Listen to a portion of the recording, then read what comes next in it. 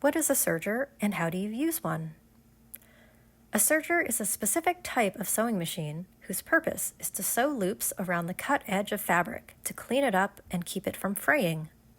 You might have seen this kind of stitching on the inside of your clothing.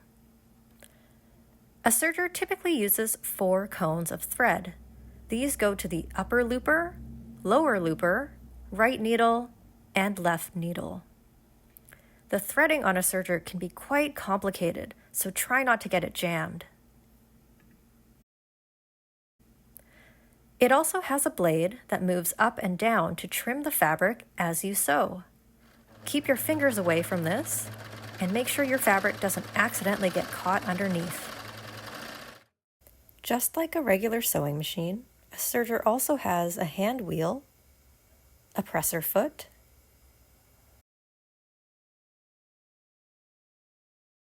and a foot control pedal. Note that the foot pedal can be much more sensitive on a serger, so always use gentle pressure to avoid going too fast. So, how do you use a serger? Here are a couple things to check before you serge. First, check to make sure the threads from the cones aren't tangled and that they can unwind freely from the cone. If a cone is running out, swap it before it becomes completely empty. Next, there should be a tail of loops coming out from the machine. It should look like a chain of loops with no stray threads. After, make sure the presser foot is down. Finally, keep the differential feed set to N for neutral, unless you're sewing stretchy fabric. To serge, line up your fabric at the front of the foot. The feed dogs will catch the fabric and start to pull it under as you sew. Serge at a comfortable speed and always be aware of the path of the blade and the needle. If you already stitched your fabric with a sewing machine, never serge over top or past your stitch line. You can generally trim off some of your seam allowance safely. When you get to the end, keep serging until you form a long enough tail of loops that you can cut your fabric free. Leave the tail coming out of the machine. Avoid tugging too hard on any of the threads while you do this because that could cause jams. Here are some final tips. Treat serging as something that's pretty much permanent. You can't add fabric back if you trim off too much, and while you could unpick the stitching, this tends to take a very long time.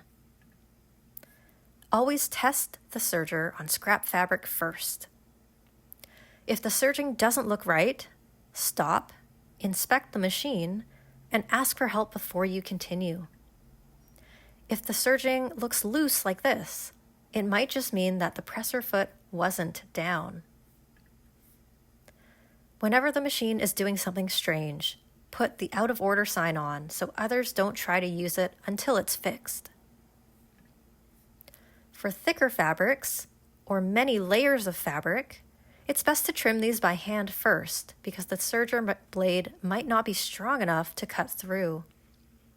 If the serger stops on a thick part, sometimes you can use the hand wheel to gently ease the needles and the blade through the fabric, but never force it through.